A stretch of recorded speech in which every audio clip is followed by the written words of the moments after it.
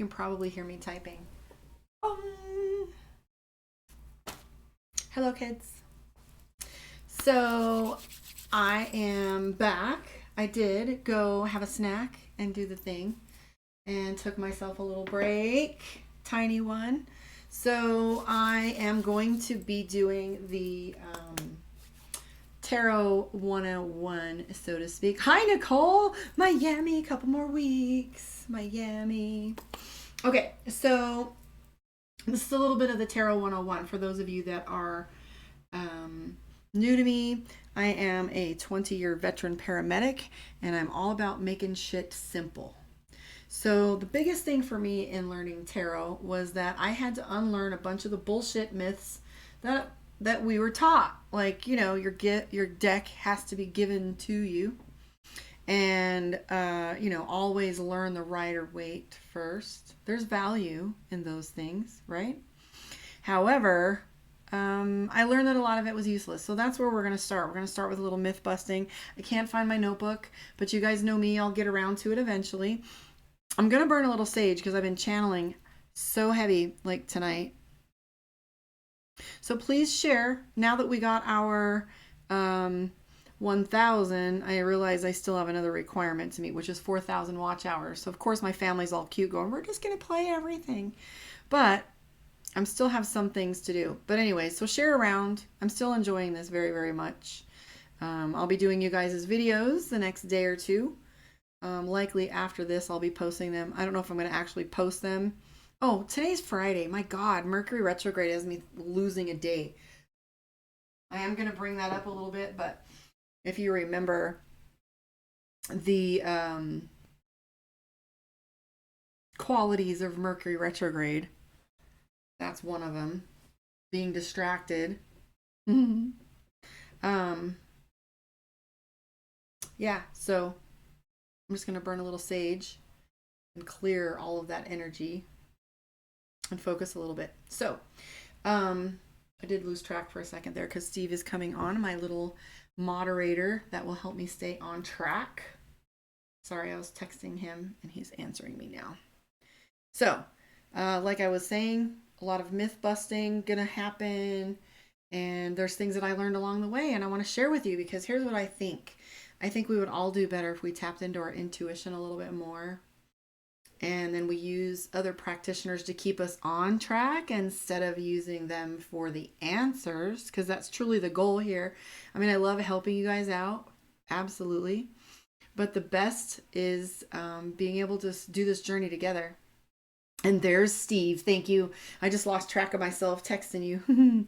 Greetings, love. Greetings. Okay, so Steve, please chime in with any knowledge. I am not going to get into the arcane. I'm going to get into that symbols exist, that they're present, and you need to learn them. However, this is going to be more about like choosing your deck. I'm going to showcase a few pieces that I have collected. I'm going to talk about connecting with your deck. Please keep me on track if I miss any of that. The difference between Oracle and, let's see, it was Oracle and Tarot, picking your deck, what to learn first, myths, there was one more, spreads, common questions, tricks. There are some tricks. So what we'll start out with, we talked about, the tarot deck. So pick your deck. Okay, so that's the first one I want to look at. So picking your deck. I do have a bunch here that I'm going to show you. And I am going to tell you that the best thing you can do in picking out a tarot deck is getting yourself one that you enjoy the images on. So like I said, I don't care if it is hobbits. I don't care if it's Twilight. I don't care if they're fairies or angels or whatever. Pick images that really resonate with your practice, because what's true is our brains are wired a certain way and you're going to resonate with those. Thank you for the likes. And so that will come easier for you because A, you'll enjoy it. B, that's the language your brain thinks and likes, enjoys. So you want it to be a pleasurable experience. If something scares you, don't get it. If something is alien to you, don't get it. You're going to be learning a whole entire other language that is linked to astrology anyway. So as you go through and look at these, the knowledge is just going to keep building. Like I've been reading tarot for over 20 years and I am just now learning some very interesting things about it. For example, on the Thoth deck, there is a multitude of correlations to what the card symbolizes against what is showing in the heavens, which is kind of cool because now I'm learning that the tarot deck is a byproduct of astrology. And as I'm learning astrology and my mind is blown, it's easier because of the tarot. And because of that, I am going to teach you some tricks. But first, let's play with some of these. I do want to tell you that I have an idea that it would be better for you to learn tarot rather than oracle. And I say this because oracle decks come in a variation of numbers that could be anywhere from 24 to 36 to 52 to the 22 of the majors. So a lot of times you'll buy an oracle deck like this one, for example. This one's my Divination of the Ancients deck. And we've been using this one in the readings at the end of your weekly reading. And I love this deck, but I will show you the references. You guys still out there? It got awfully quiet. So you have references, like each one has a significance and a meaning and a message all of its own. So the book, knowledge, that means your destiny is in your hand. Astrology is your destiny. We're talking about astrology. Wheel of Fortune is all about fate. And then you read the little Divination of the Ancients book, and each one has these little 2-page paragraph meditation thingies. Now, you can use this just like any other deck because each deck comes in its little thing, a little paquete in here that allows you to get a full explanation of what the cards mean, yada, yada, yada, and what the artist wants you to understand. So usually they're little booklets like that. Every deck will have one. And they'll give you a little walkthrough and a general idea. You're going to be trusting that throughout your process after you choose your deck. But the difference is the Divination of the Ancients is like, once you learn it, there's only, I don't know how many's in this one, but, and I've got shit everywhere because I drug all my stuff out. So be patient with me. It's kind of scattered. And one of these days I'm going to do a little video and go through and show you some of my ritual stuff too. It's pretty cool. I know that these are called the secrets for a reason, but I mean, the more you can ask questions and learn, you can know whether you're on the right track or not. 45. So random. I don't know why this has 45. I'm sure there's a description. But what I was saying is the oracle deck isn't going to give you the structure of tarot. Tarot, in my limited experience with teaching it, you know, and I'm sure they can make it much more fucking complicated. It doesn't need to be. But it goes from 0 of Fool to 21 in the world. But it progresses all the way through different phases and different affects. And those affects are anything from mother, crone, priestess, child, you know, fate comes in, the death card, all these different phases. So it progresses. So what we're going to do, yeah, Divination of the Ancients is an amazing deck. That's this one right here. Divination of the Ancients. That's a oracle deck with only 45, but I wanted to show you the example there. There are some other types of decks, and this is one of my favorites here.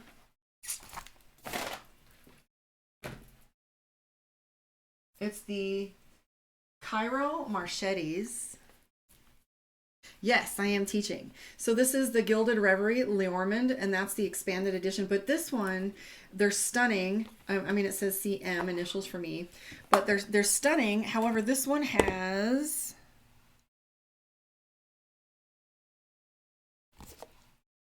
How many?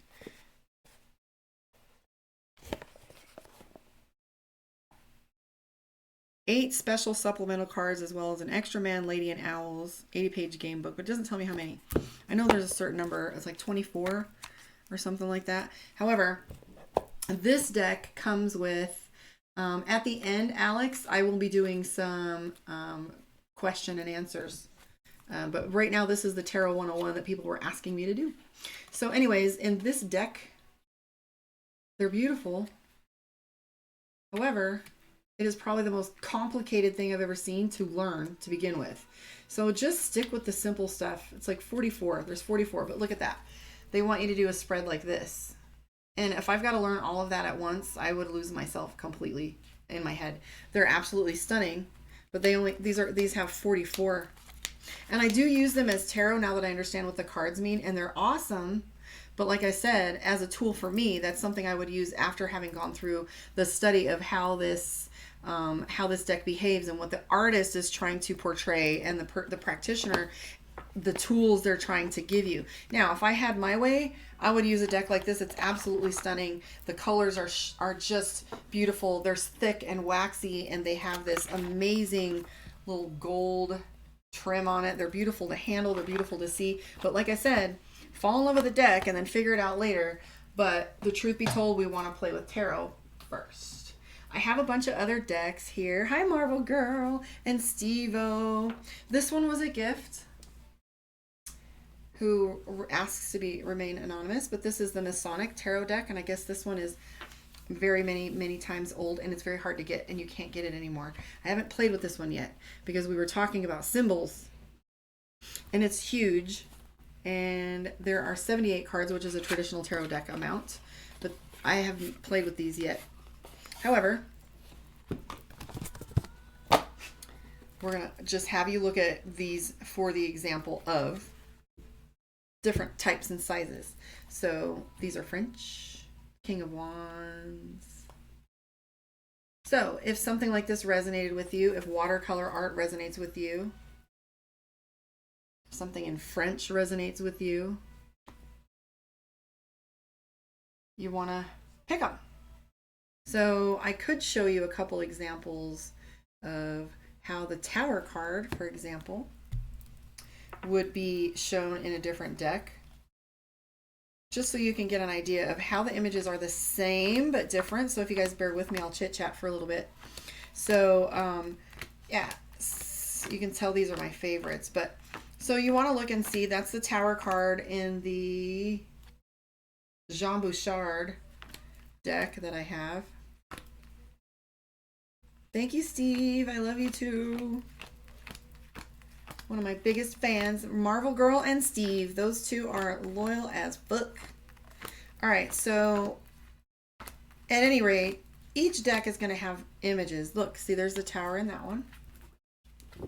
And this one is my, thank you.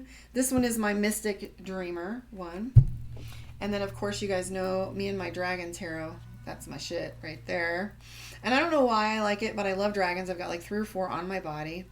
And it just was my source of wisdom in my head. When I really thought of wisdom, I was creating a workshop in this meditation shit that I was doing, a place to go and study. And I literally couldn't think of a human being that I trusted. And I could think of the oldest creature and wise I could think. And that was a dragon.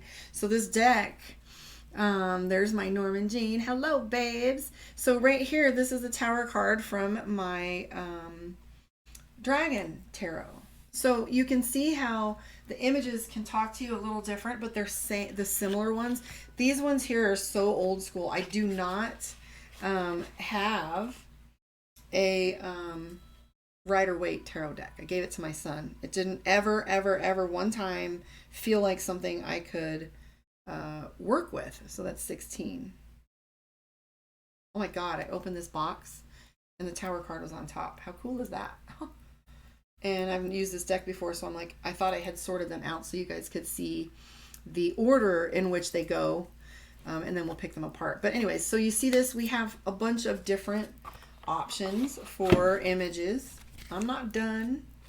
You guys want me to teach, or you want to see some of these decks? Because I'm going to play with them.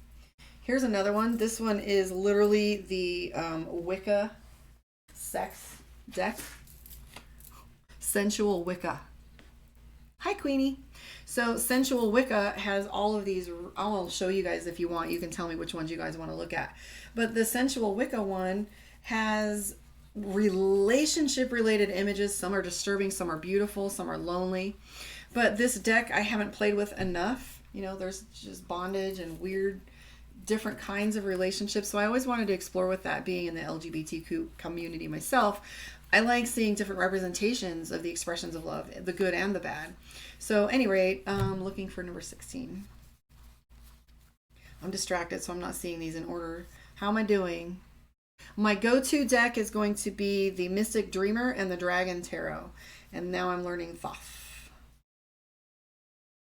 And boom, there's the... That's the Lover's card. Tower? So yeah, there you go. So, Tower again. Are you guys seeing these? Can I ask a sensual question? Not right now. A sensual card question, is that what you're asking? So I have the Thoth. Let's see here. Oh my god, you guys are gonna love these ones. This deck is my... This one, oh my god, wrong one. I forgot how many extras we have. Hold on. So this one is my Dreams Tarot. And I fell in love with this deck because it's so vibrant and beautiful.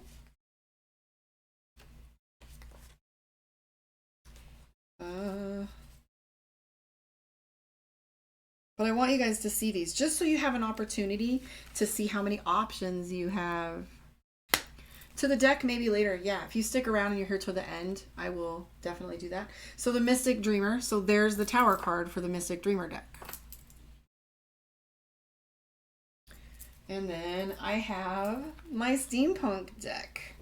This is the one that I used to have on my business card only because of the High Priestess, which I felt looks exactly like me when I'm being sassy or when I'm telling a secret. When I'm doing my cards, I have this little face that I make, and that's the shirt that I have, the blue shirt with me pointing at the deck like a smart ass. But look how stunning these are. We'll go over some of these a little later, but I'm looking for the Tower card and then we'll get to work.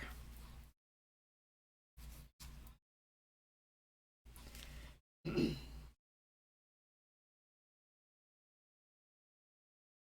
$14, $15, boom. Okay, so there we have, oh my god, Leon. So Leon says he used to have the Egyptian deck, and it was very interesting. I really read with that very well.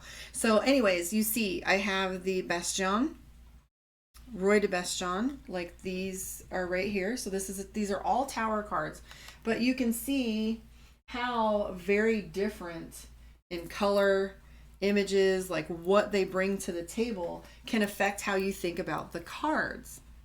So, and the image, like this eruption one is, see all they have the same number, 16 is for the Tower card in each of these decks. So the structure is still the same. So it doesn't matter what deck you pick as long as it is a tarot deck of 78 cards, because they're going to start out with this structure. But my recommendation, first lesson, is for you to pick a deck that you absolutely love the images. Or if you've picked up a deck 3 or 4 times, please buy it. please buy it. So that is an example of some of the decks that I have. 1, 2, 3, 4, 5, 6, 7, 8, 9. Yeah, that's like 10 that I have. So I'm always learning as we go. So let me put these babies back where they belong. And we will play. Tower. And then these babies go like this. Okay. So that is an example. You following? So yeah. So let's see where we are. All right, so the next thing I want you to know, what spreads people like. Hold on, I have this book right here. So I have this book here, Tarot, Illustrated Tarot Spreads or whatever. It was given to me recently. But what's true, what if I got a yoga deck? David Eden. A Yu-Gi-Oh deck? Use the Yu-Gi-Oh deck. That's a different game. All right, so anyways, Illustrated Tarot Spreads. This is all about different things you can use. And you can get a book like this.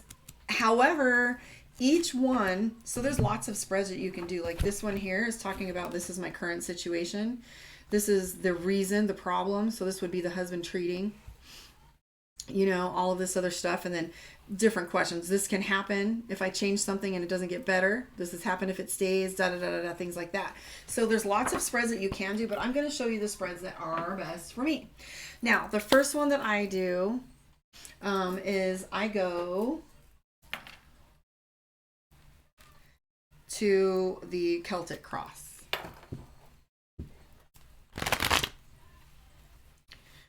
Okay, so Leon, before I get into these, before I get into the spread,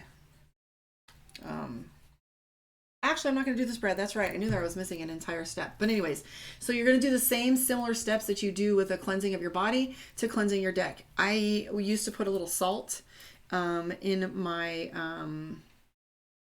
bag with pieces of sage. I would sage it, put it under the full moon, and put a crystal in there. Yeah. So that's what I would do. Holy water as well. So that would work. So anyways, when you buy your deck, everything is going to come the same. You need to get the fuck off my channel. All right. So anyways, the first thing that you do when you get your deck is you're going to get an instruction manual. Now I'm going to teach you. Let me see. Somebody block this guy.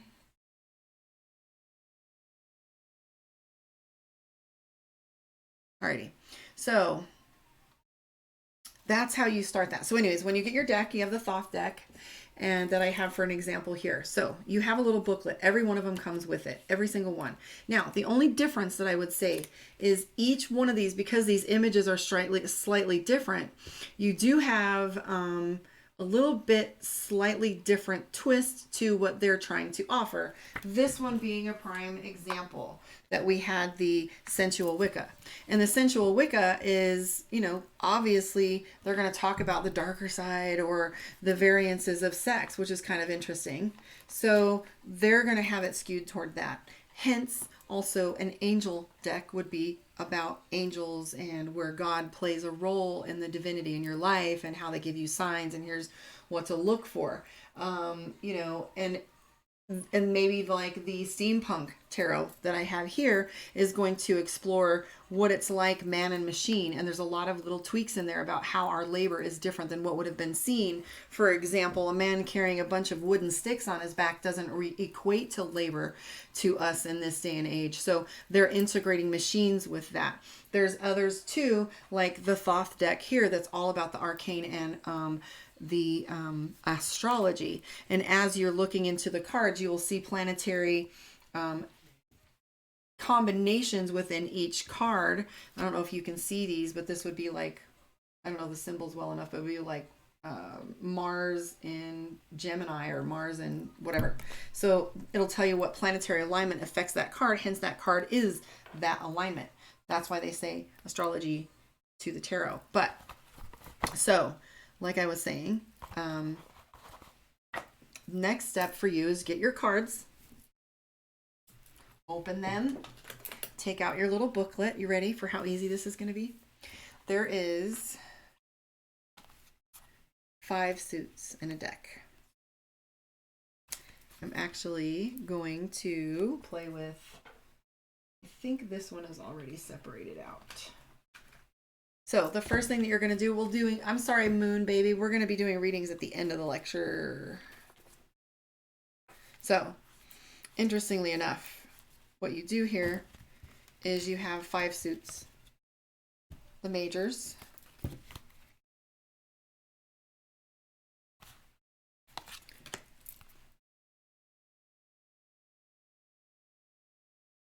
So you have your minors here.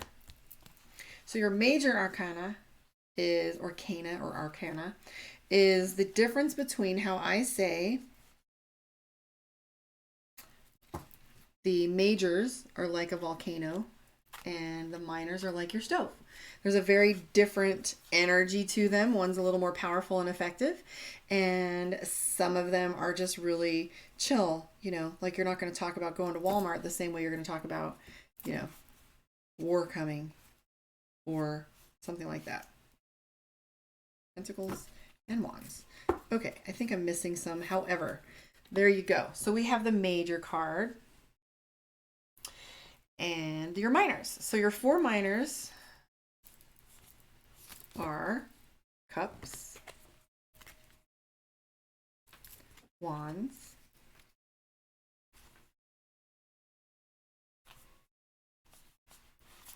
Pentacles, and Swords.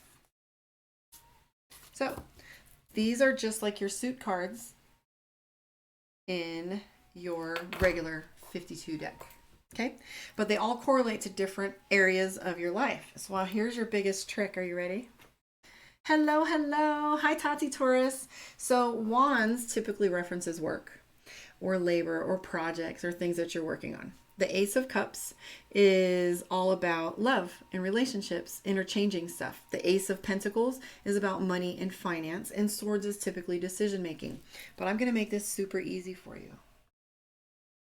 We're going to take all of them out, and I'm going to teach you a trick. And once I figured this out, it came to me like a bolt of lightning. Bing! That's right. So there's Cups, Wands, Pentacles, and Swords, respectively, which would be Cups is love, Wands is work and project, labor related. Swords is legal, document, court, decisions. And Pentacles is all about the money. Money and finance. So that is your minors. So you ready for the trick? Okay, super easy. So you grab your majors. And we're not going to do this now, but you're going to grab your majors and your little cup of wine or your little tree or your little bubble bath or wherever it is you're going to chill under a tree. I don't care what you're going to do. You're going to take you some time, like maybe an hour. Okay. And here's what you're going to do. Hi, Melissa. So what you're going to do is you're going to take the booklet that comes with it and you're going to get a notebook and you're going to chill for a little bit and you're going to look at this card. I mean, if you really seriously want to do the work, you got to do the work. So I believe that when you see, taste, feel, that you remember things. So like I said, when I was a paramedic, I was terrified of killing someone, and I am a shitty mathematician. So there were drip rates, pounds to kilos, kilos to pounds, milligrams to milliliters, and then a dose in the body over time. So there was a lot of math involved, and it was shit complicated, and it was terrifying because lives are on the line. But what I did learn is that if you continue to do it over and over again, just like me listening to Maruma too, my brain fries often. But I listen anyway, because eventually a light bulb will go off in my head like it did. And this is the little hack that I'm going to give you at 28 minutes and 33 seconds. That if you study the majors, there is a mirror to it in the rest of the deck and the minors. And you are suddenly going to get most of the deck. Now, the cool thing is half of the cards that you think you know aren't going to be what you expect them to be. For example, Karma's favorite card is the Death card. You would think that my favorite card would be the Lovers, or maybe one of the Justice cards, or the Angel card, or the Moon maybe, or the Priestess, some of those. But there are so many cards that are misunderstood, and I'm going to talk about that in general with you a little bit just for fun, and then I'll get into a couple spreads and then we'll be done and I won't waste any more of your time. So the what was I saying? Damn it. The majors, one by one, is all you're going to do. So you're going to take your majors, you take your little booklet, and you're going to read the introduction, and this little homie is going to be like, hey, you know what, I made this deck because I was inspired, and here's the things that inspired me about it, and here's what I'm trying to convey. And you're going to get out your majors and you're going to study it. Now this deck happens to come with a book. Big deal, right? So in here, it's just a smaller, a bigger version of the same little booklet that comes with the decks.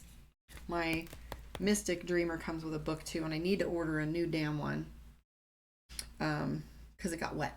And I haven't had time, but I'm here with you guys, so let's just get this going. So anyways, this is pretty much the same thing, the little pamphlet. All you got to do is study the majors. What I would recommend you do is just write them down. 0 is the Fool. And look in here and you look at the Fool and you think to yourself, what is interesting to me about the Fool? Not what they're trying to teach you, but what's interesting about the Fool. And I looked at this here and I'm realizing, well, it's interesting to me that he doesn't seem bothered that he's up here or whatever. And then I read it through. And then after I read it through, I look back and see what it was that struck me about it. But I write down the highlights of what the Fool is all about. So it says the Fool is in the beginning of its journey. It's some 0. It's the beginning. It's time to start. It's literally the seed in the earth. It is the place where things are quiet and there is so much potential. I like to say the Fool card is also a crossroads. So if you guys are taking notes at all, it might be a good time to do that. So and then the blah, blah, blah, all about it. And then it tells you about what the reading tip is, you know, what it means. So you kind of get an idea of what the Fool is. And I just put the takeaways, the positive and the negative affects of each one. There's only like 22 of them. So don't cry that you have to study 12, 25, something like that deck. You'll be fine. But here's what's true. So you write down the Fool card. So to me, for example, and I haven't practiced with this deck, so we'll be learning it together. Oh, this is why I bought it. If that's not me, I legit don't know what is. That is my face. That is my little attitude. That's me and that damn crystal ball over there. I'm going to go get it. So I'm going to get the crystal ball. I don't know if she's been on camera before. One of my clients bought it for me, my Babalao. These are not in order, so I apologize. Oh, there's the Fool. So yeah, here we go. So I'm sitting here looking at the Fool card and I read this information and go through all of them. But really quickly, I'll go through what my interpretation is with each of these decks. So the Fool. And then we have the Magician. And I like to say the Magician is one of those people that is mastered their elements. You never see one of the wands is the minor to this. I think the Ace of Wands is the minor to the Magician. The Ace of Wands is still a pretty big deal, but the Magician, because it's the top of the food chain on that side, but the Magician is somebody who, you know, when you go see a show, you don't really see the rehearsal, the pulleys, the costume, the makeup, right? You literally only get to see the performance. So the Ace of Wands would be the minor, which would be practicing with all the skills to get good, but you're not mastery yet. So the Magician has all of the different elements within it. It has wands, swords, fire, cups, has everything, pentacles. So the Magician has everything with mastery. But there's other much more in-depth readings to them. But over time, this is how I've begun to play with them. So the High Priestess is one of my favorites, depending on the deck. And again, this is why it's important when I say the meanings of them, particularly you want to learn the Rider Waite, of course. But the High Priestess is all about intuition. She's about knowledge. She's about keeping secrets. When she comes up, it may or may not be time to tell secrets or time to keep secrets. Or it might also be that you are using your intuition very much, or that card, the High Priestess, shows up. The first thing I do is I point at her and I go, oh my God, your intuition is telling you that this is off or on, or that he's the right guy or the bad guy. I don't have to tell you this. Uh-oh. Can you see this? Let me go a little lower. So the High Priestess would be, depending on its relationship with the cards before. There's such a delay in the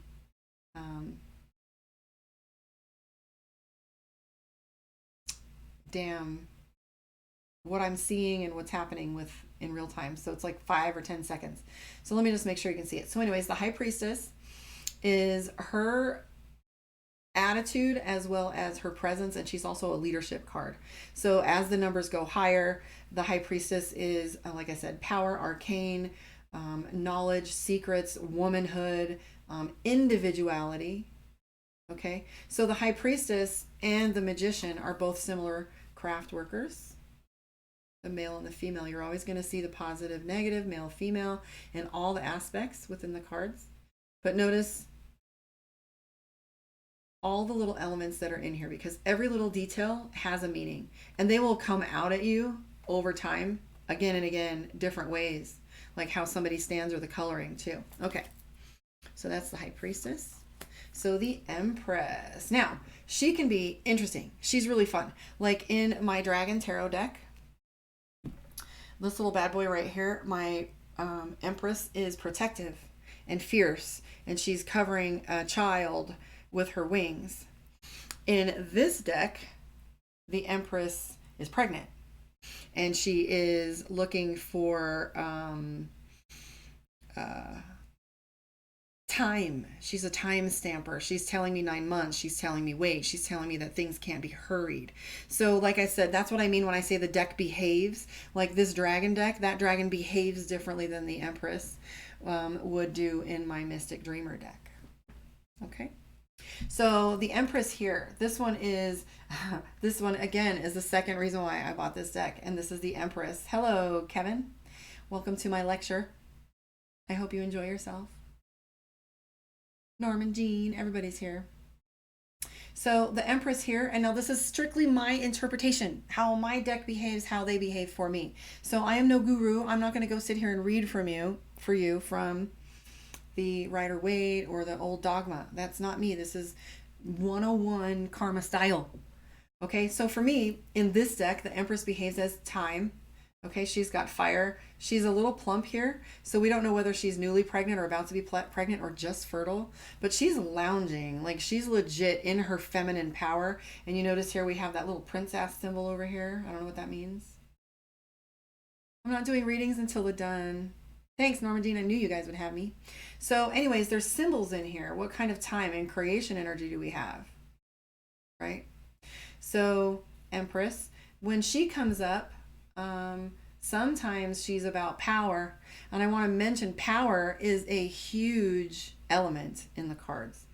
Empress and Emperor, I want to point out, are not kings and queens. They are like Brad Pitt and Angelina Jolie, Will and Jada Smith. They both are independent but married together. Their kingdoms, their power, but their individuality remains the same. And there are people that are very hard to capture. So if somebody comes in, the Empress will be somebody that you can't hold down, somebody that you can't tell what to do, somebody that knows their own power, somebody that you have to work beside, not above.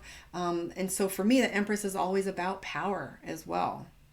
And the affects for the feminine toward that power too. So the Empress is going to be like the soft and subtle leadership, the kind that people love to follow. So you're just the softer affects, right?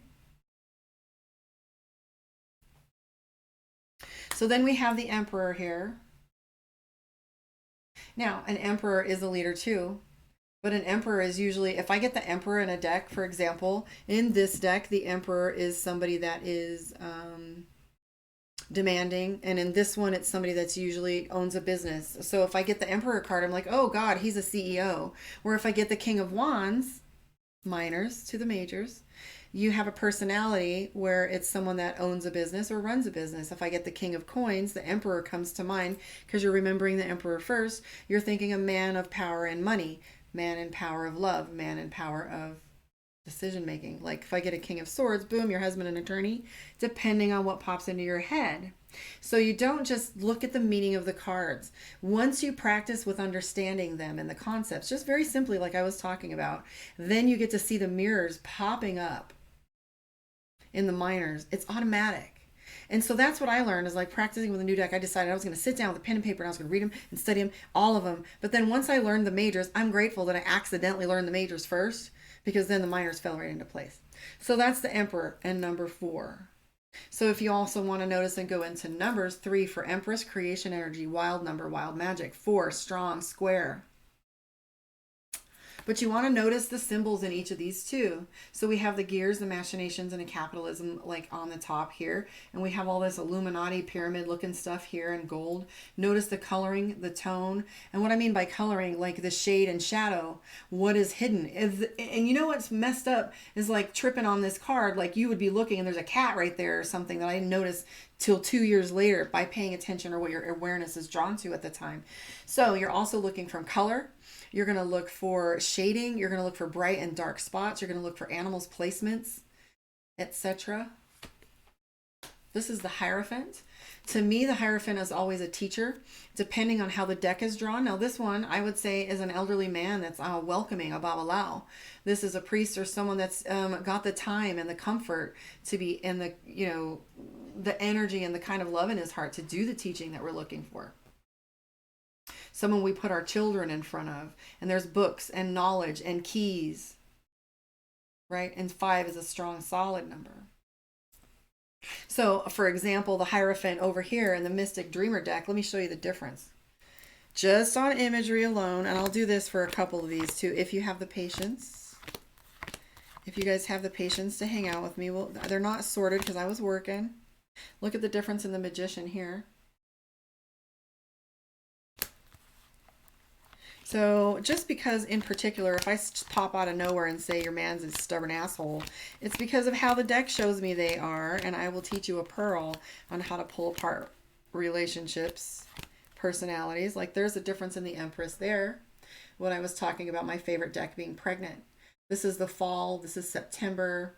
She's alone. I always, whenever I pull this card and something weird is going on and they're getting impatient, I said, you can't pick an apple in December. You got to let that shit legit just percolate. Are you guys following along?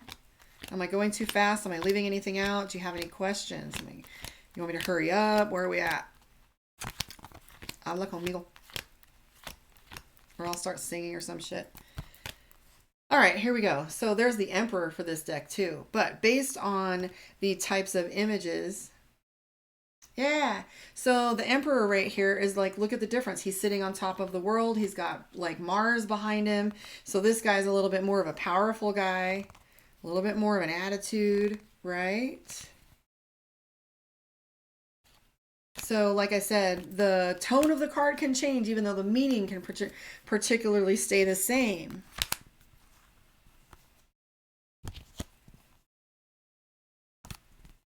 I'm pulling out some of these so you guys can see them. Because there are some cards in different decks that legit will have a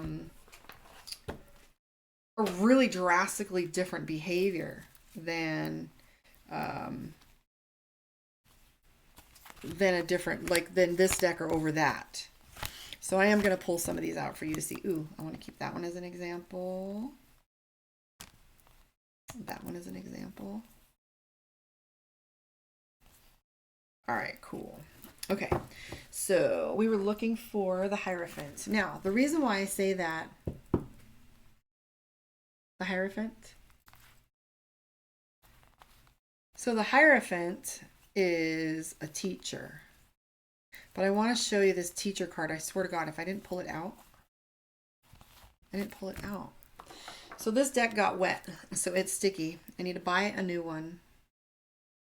I don't know. It might have been. I didn't see it. So the Devil card in this deck has a tendency. There he is, some bitch. So if you look here, there's the Hierophant. And if you look at the difference in their attitudes, like this is a happy dude. He's welcoming. He's warm. He's chilling. He's loving. He's got his hand open, right? And he's got his other, hand and knowledge. And he's chilling. Like he's approachable. He's got open body position.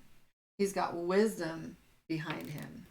Yeah, hi, Eleni babes. I'm going to do readings after, probably, here. But so the Hierophant here,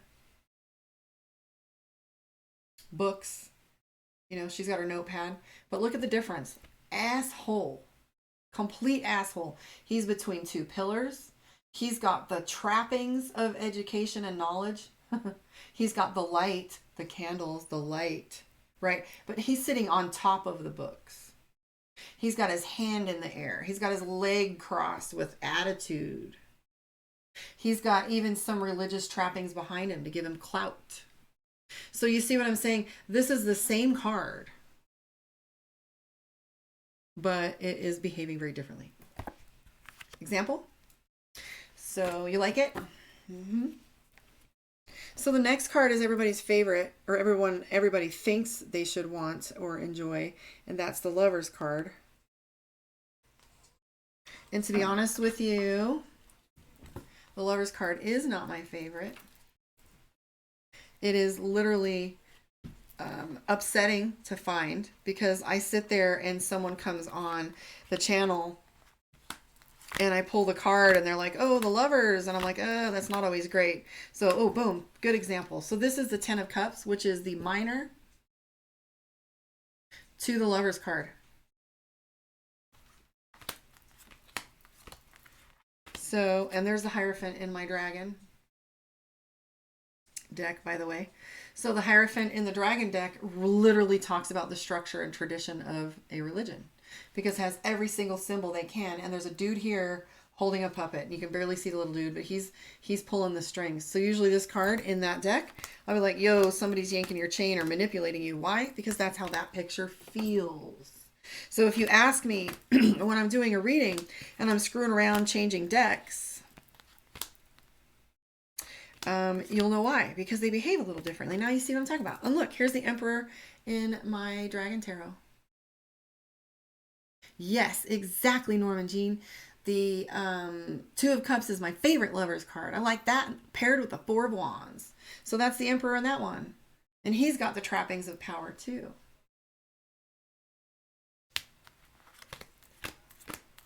Are you enjoying this? This is shit I wish someone had told me. Because you always get these books. And another thing that I hate is witches books. Oh my God. I lose more track of time and wasted energy buying witches books than I just want to make some witch product line called Keep It Simple Stupid, because it's much simpler than they make it out to be. I want everybody doing this. I want everybody having a path and everything a connection. You know, you shouldn't have to be paying me for this stuff. I'm going to be happy to guide you, but I'd love to get these tools out there. Okay. And look at my tower for my dragon. My babies. Yeah, he's taking down the tower. Yes, Khaleesi. Alrighty. So where was I? So here's your Lovers cards. Now that I have them all kind of separated out, you can see a little of example of each one. Lovers. Lovers. See the Lovers card from over here.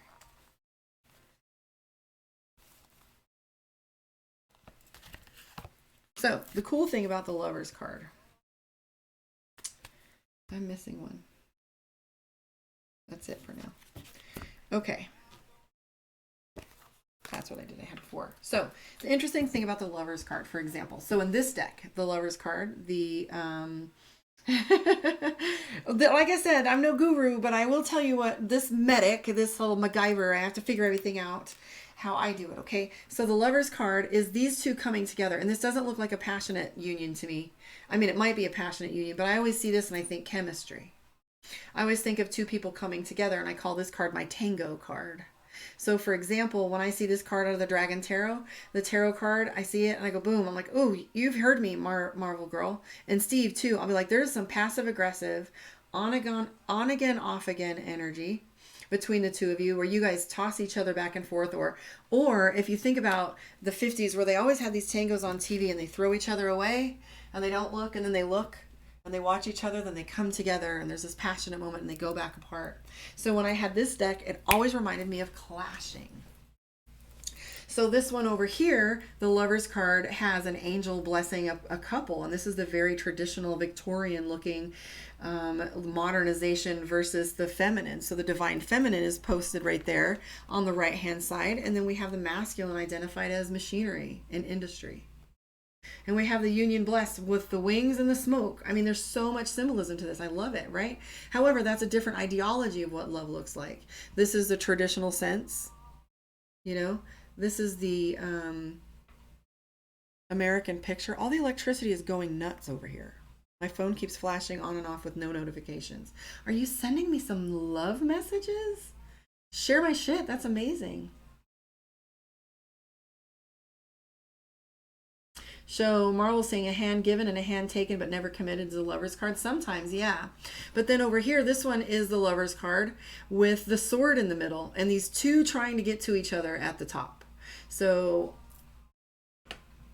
I hope I don't screw this all up messing with my camera. But the Lover's card is, in this one, always about a decision between two individuals, or it's all about like trying to match your divine masculine and your divine feminine.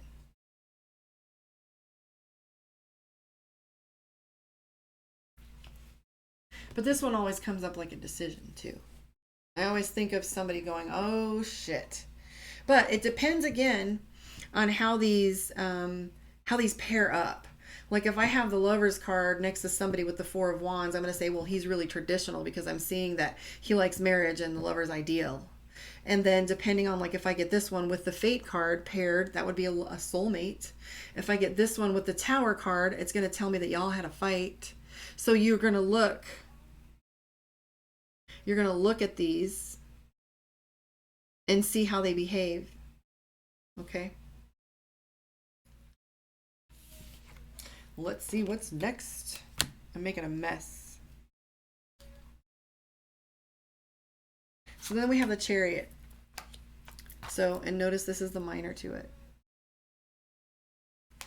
So the Chariot card is always a beast of industry. It's a beast like a machine or a vehicle. I'm making a mess here. All right, so the Chariot.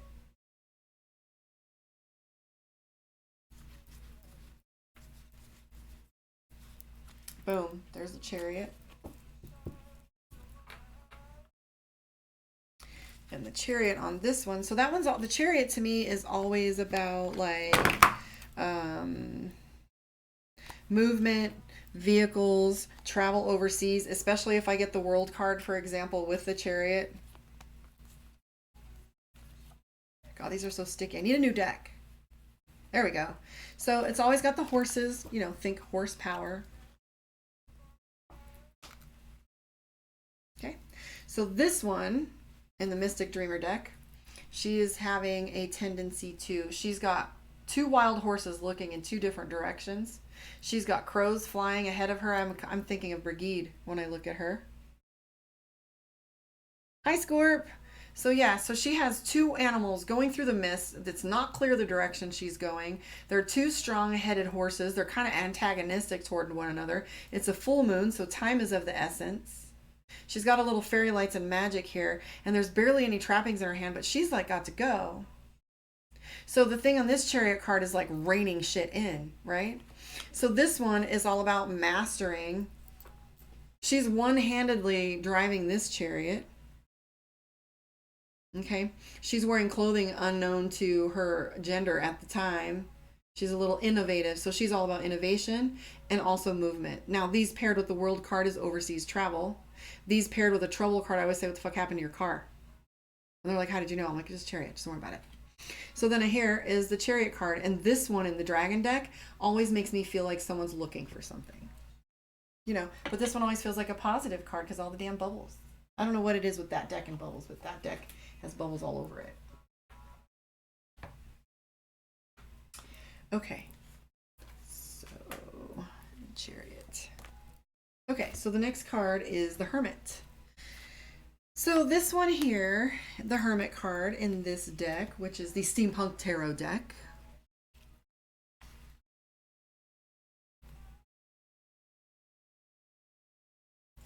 And the Hermit almost always has a lantern or a light in his hands.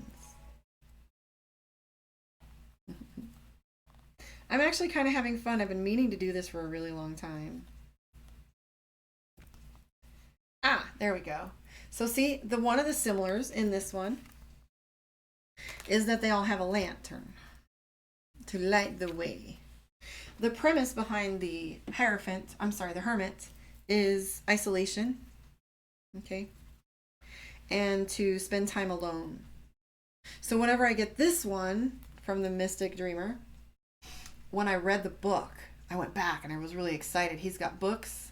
He's got a damn magnifying glass in one of these little stones somewhere. So he's got a magnifying glass, little tiny one. He's got books. He's got a map. He's got scrolls, ancient ass stuff. He's got the tree of light, the tree of knowledge. And he's walking on this stone path with a keystone in the middle. If you know anything about masonry, the keystone is the thing that holds them all together. So he's weightless, really. The keystone is really the weightless thing, or one that bears the weight or disperses it. So he's dispersing the weight. He has the rod here of the staff of knowledge, the robes of righteousness. He's been anointed and ordained. He's got the white hair and the wisdom, and then he's got the light. That to me is the Hermit card. But when I get this one, it always makes me think of evidence. When I get this one, it's like, oh, they're looking at your stuff, or he's watching you, or he's going onto your social media, right? Or, you know, you're researching. Why? Because that's just how it felt to me when I started playing with it. So there's a little part intuition with the knowledge that goes with it. This dude right here, he's standing on all of the, and I get the opposite thing. He's standing on top of all of the pieces of industry, the broken pieces, like in a junkyard, like there's all these gears and wires. And he's got his staff and his knowledge. And he's like, I had to take a break from the city so that I could look inward. And I always say with the Hermit card, it's time to rely on your own counsel. And this one here always felt like isolation to me. We have some Masonic symbolism here. We have some Jewish Star of David looking symbolism here. Some more anchors that are, and then over here, we've got all kinds of symbols to pay attention to, but you notice what we have here. So what does the Hermit do once he gathers resources? That is based on the preceding or the following card. So for example, if the Hermit is got a Justice card next to it, then you are gathering evidence for a court case or a divorce, depending on if it's a relationship question. So it kind of unpacks the whole idea of what are we researching. So remember, these are all adjectives, verbs, nouns, and, you know, subject matter that move around just like a sentence does. So you got to treat these, and I am very loose, if you've noticed, with my readings and how I structure the spreads, because I'll add to it or take away as I need to.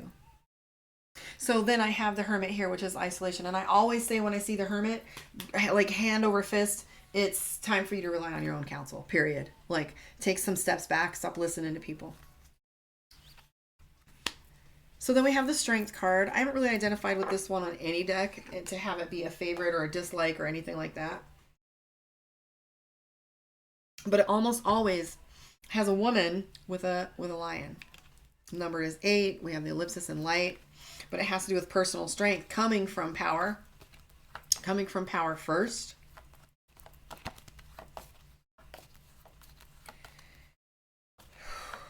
How we doing, guys? Hierophant, Knight of Wands, 2 of Cups. Where is she at? Did I not pull her from the deck? Anyways, moving on. So yeah, I've been using the decks. So Strength. So this one, because it has the caduceus. Hi, Tina. So because it has the caduceus, I always say this one refers to medical or reminds me of medical. I'll be like, oh, who went to blah, blah, blah. And strength usually refers something that it takes. There you go. See, Norman's saying a Leo card. So y'all, you have the Leo in there. Like the symbols. So the Strength card is usually a journey you don't want to have to take, or some lesson that takes only the kind of inner strength that came from your past and your expertise. Or an event you just went through is really racking you, right? So then we have the Judgment card. Now this one has a lot of placement in a lot of different ways. So there you go, Marvel Girl. That's what I'm talking about. Like when there are so... In addition to all of these things, you have to remember the practitioner, what skills and talents I bring to the table. I am going to tell you this once. No, I was told to wait. Never mind. So your interpretation of the card has to do with the practitioner as well. I play with popcorn. Whatever random things come into my brain, then I allow them to come out of my mouth. And sometimes I say that the pure channeling is like doing the math longhand and just chapping into pure source. It's actually faster and easier, but the cards are like a cheat. They're like a calculator.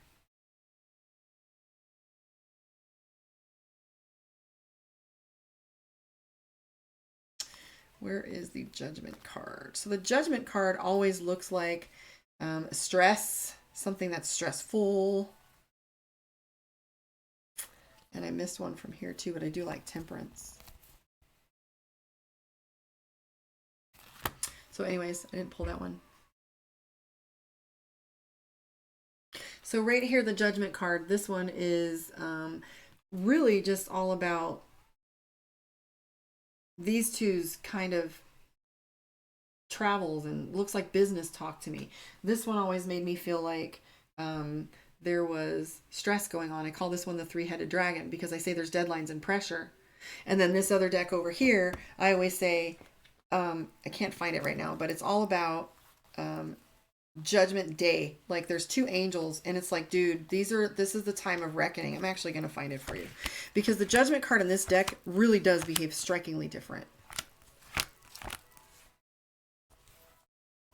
Because we have Judgment and Justice, and those are very different. Okay, take it down a notch, Kevin. We'll be getting to that stuff later. You walked right in with some anxiety, babes. Slam. I can feel it. Breathe, breathe, breathe. We're going to do lecture and maybe reading later, but I don't know.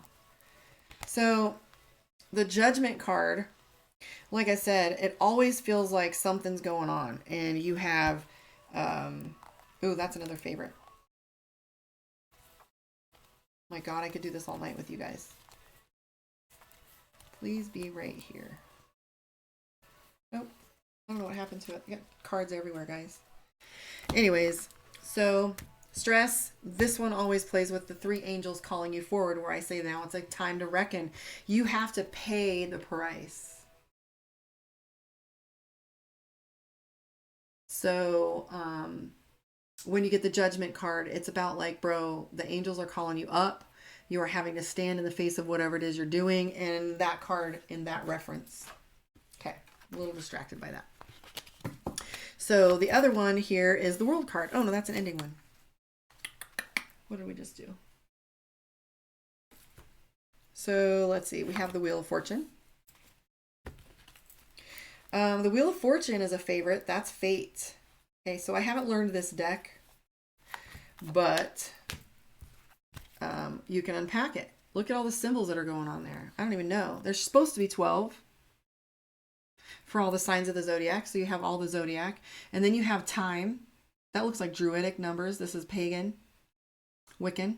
And then over here we have some like water, like the signs of the earth, but this is all industry along with the green, because what happens with industry, it always changes and always reverts back to earth, and then we come back full-fledged to fuck it up again. One of these days we're going to get industry so beautifully well done that we won't have to cycle like that as hard. I really do. There's the Justice card, you little asshole. And then Wheel of Fortune. Justice and Judgment. There's the angels I was talking about. And there's these hands coming up, pulling on the information that they're hearing about you, whether good or bad. So, Wheel of Fortune, fate, as well as time is a-changing. Things are turning. This one here literally has the three fates, my three bitches right here. Yeah, yeah, yeah. I would love to get this tattooed, but I think I have entirely too many women on my body as it is. If you guys haven't seen my tattoos, go on my Facebook and look at my pictures. I have my whole back done. I've got my angel, my demon, and my warrior. So anyways, I have my three ladies here, and then there's Zodiac. But this is the Wheel of Fortune, so time's changing. Fates, the wheels of fate are turning, baby. Wheels keep on burning. All right. Oh, and repetition of a cycle, exactly, too. Or the closing of a cycle, or the beginning of a cycle, or that shit's going to change. There's so many ways you can interpret it, right? So these are just some of the ideas that come to my mind when I talk about them, but so much more. My only goal in showing you this is how they behave differently within each deck. You're going to learn the structure pretty easily. And I promise you're going to spend less time learning your 12 or your 22 that you're going to spend, visiting with me. So it's going to take you less time. So this is the Justice card.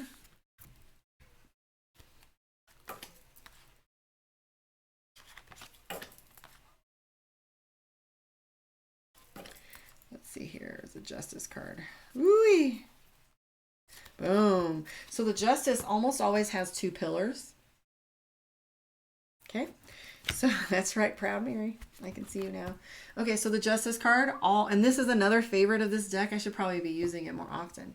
So the Justice card here, she's letting the cards fall where they may. She's got the scale. I don't know what's on these ones. I haven't looked. It looks like gems and something else, but she's weighing. She has her red, which red is carnal. So usually sin is something to judge or justice. But here we have the feather versus the sun, the dragon, the world, the two pillars. Here's the two pillars, the sword of justice. So you can see how they behave a little differently. Court, let the cards fall where they may. Weighing your heart against your soul, against your, whatever's. Couple more to go, guys. Hangman. So these are some of the scary ones. The hangman comes up and you often think of somebody with a noose, right? But what's true is this individual is almost always hanging by his feet. So their head is on the ground. So we have the hangman here. We have two crows giving knowledge and advice. Those are your friends yapping at you, trying to tell you how to get out of the thing you're tied up to. But you're like, it's all talk. I'm still fucking stuck. Right? So this guy right here, despite all the machinery, he's stuck up on this machine of his for so long that things are growing green. This guy right here is snoozing and there's mist, but we have this crystal above him.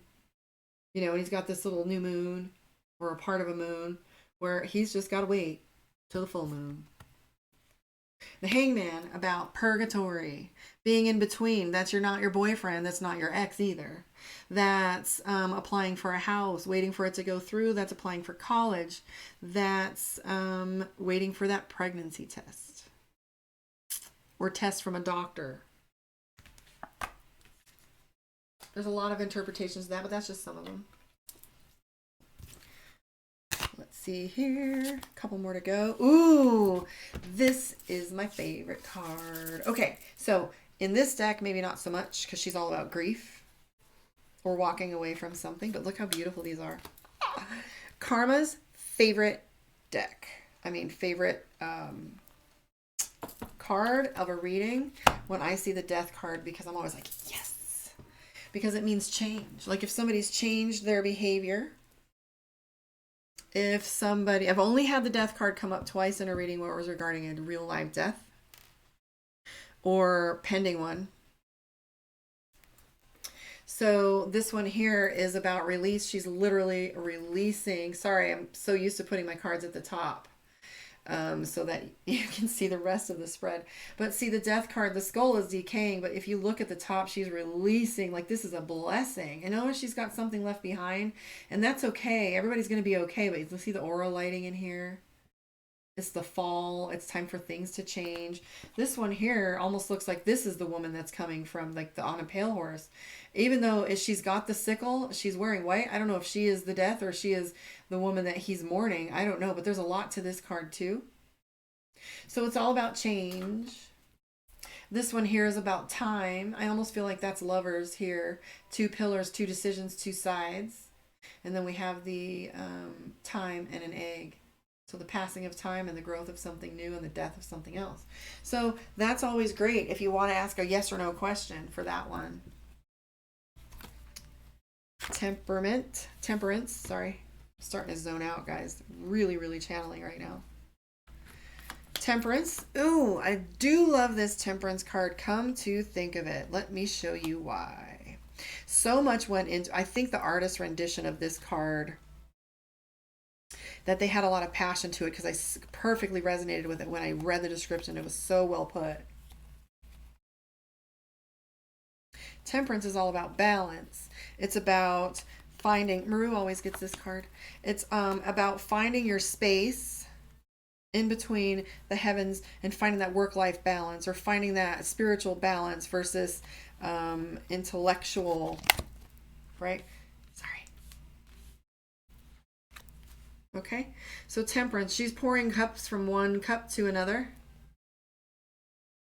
filling one another, but she's sitting in a river. So the abundance is there. She's just trying to balance what's coming in her life. This one here, this temperance, she's got barefoot, one in the water, one on the land. She's got the sun balanced at the tip of her shoulder, of her head there. And then they were describing some other balancing act that was going on with her because she's levitating all of these things. Then the Temperance here is a completely different feel. This little guy is looking in the mirror, but he's not worried about his reflection. He's worried about whether the angels are behind him. He's worried about his spiritual path. He's worried about what is the give and the take. Is it on the right path? Am I giving enough? Am I hearing enough? This card is pretty profound to me in this deck for that reason. Are you guys still there? Ooh, the Devil card. Okay, so the Devil card always plays with different energy for each deck. Let me show you how. Ding, ding. Somebody talk to me.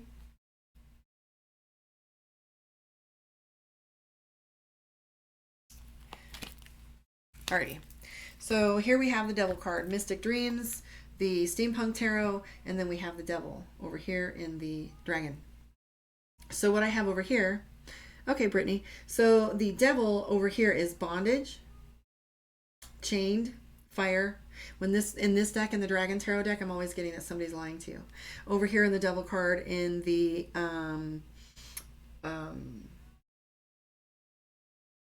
Steampunk Tarot, the Devil card is their own machine turning against them.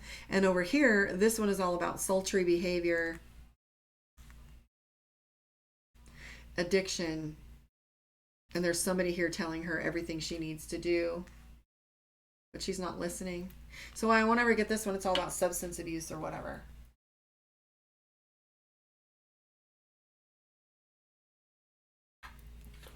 So the Devil card really isn't about demons and shit. Not in my deck anyways. Okay, Vicky, hello. Okay, so then we have the Star card. And like I said, this always comes up as Maru. Maruma 2 when I do her readings on this deck. And if this isn't her, I don't know what is. What do you think, Marble Girl? That's where her head is at. My Maru.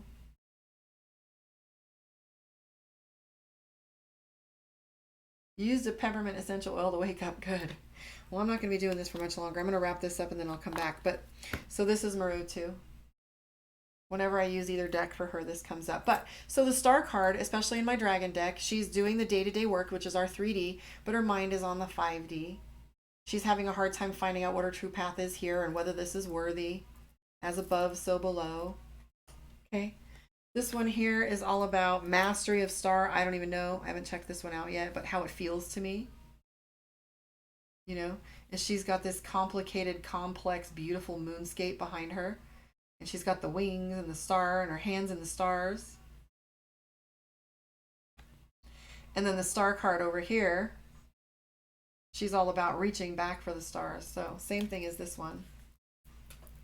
She may get the Chariot in other decks, but when I'm reading her, my indicator card is always the Star card. So the Moon.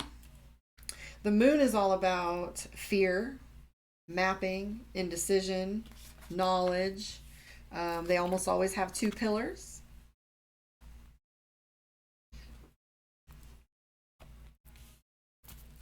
So the Moon card for this one is fear. I always call this one Coming to America because in reading the description to this one, it was all about them going to a journey they were afraid to take. So her face in the moon here, and she's got some tears, and there's this wolf, a lonely wolf. So coming to America, you got in a damn boat for 3 fucking months, and you had no idea if the information on the other side is still accurate to what you heard a year ago. So it's pretty terrifying to get on that boat.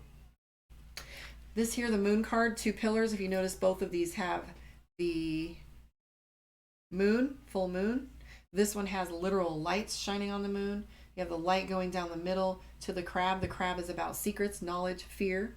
There's a cat there too. See? In this deck, I always say that the Moon card is about mapping, looking where you've been, where you're going, what you're doing next. The Tower. Did we do the Tower? I don't think we even did the Tower. That's where we're going to end, is on the Tower card. So we have the last two here. I don't know where they went, but I think we're missing some, but that's okay. So we have the Sun card here. You're getting an idea.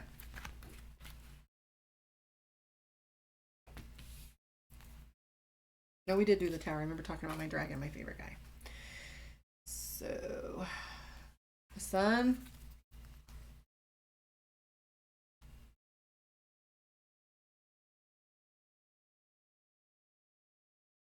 Where's the Sun card? Where's the World card? I don't know, somewhere. So the High Priestess, the Sun, World. So the Sun card for this one here in the steampunk one, it's perfect little family, everything coming together, the sun, the harvest, the fullness of joy, blah, blah, blah. The Sun card with this one, you have some more interesting symbolism. I said it. So you've got Stonehenge, you've got the yin yang, you've got the signs of the zodiac, you have a lion, you have the sun, the moon. Okay? So the Sun is all about coming into completion. So there you have it. I think we're missing a card. You'll survive. 20, 21.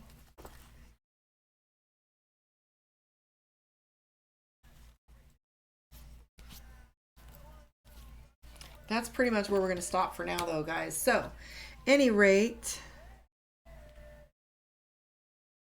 the World card. Bing. Bing. Oh, yeah. Bing. So these are all pretty much the same. But now that I'm learning astrology, I'm seeing symbols everywhere. You've got all of the fire symbols there. You've got balance. She's levitating. She's completion. She's got the Wheel of Fate. Usually this is the last card in the deck. And what it does is it gives you there's some symbols that are similar to the Fool deck. But you have water, fire, all the symbols in this one, moon, and then this one. So if I see this one with a chariot, it's like world travel, etc. So if you understand a little bit about tarot to begin with, get your little book out. Get your little pamphlets. Pick a deck that resonates with the images resonate with you. Spend some time getting to know your majors. And after you've spent an afternoon doing that, we will get together and we will pick apart some spreads. We will talk about what some of the common questions people ask. I will talk about some of the questions that I stray away from, some of the practices I stray away from and why. And we'll play with that a little bit more. So if you want a one-on-one with me, you know where to do it, karmaondeck.com. Subscribe, like, share the shit out of it for me. We've got a little bit more. Is that fun? Yeah. So I'm going to be doing a little bit more of this as we go along. I did quit the shop completely, so I'm not spending as much time worrying about coming and going. I'll be able to put all of my stuff in there. So I'm going to take a little break. I haven't decided yet whether I'm going to come back on, but I definitely need a breather.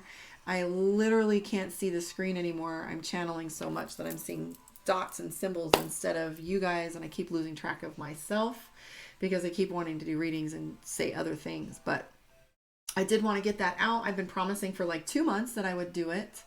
So if you want to book a one-on-one with me, karmaondeck.com. Subscribe and share and like the shit out of it. And I will see you guys next time. Much, much love.